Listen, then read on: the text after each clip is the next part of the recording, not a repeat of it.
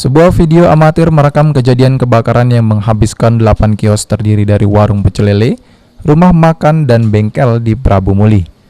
Kebakaran ini diketahui seseorang warga yang tinggal tak jauh dari TKP, yang teriak meminta tolong sehingga membangunkan pemilik kios, yang mana pada waktu itu api sudah berkobar di belakang bengkel.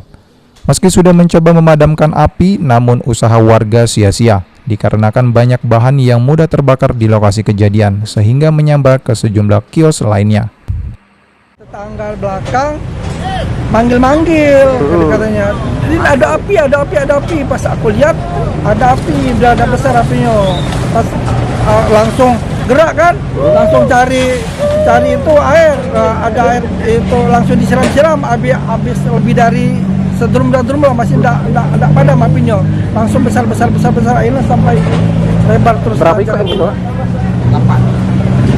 Ya lebih kurang 8 nih. 8 kios. Ini. Lah 50 jutaan lah Gitu ya.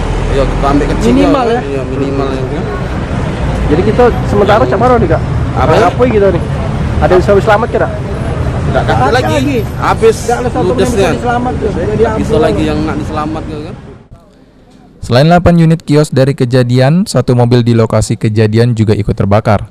Hingga berita ini diturunkan, pihak kepolisian belum bisa memastikan penyebab kebakaran. Selanjutnya, para pemilik kios berharap bantuan dari pemerintah Kota Prabu Muli. Beni Firdaus, PAL TV.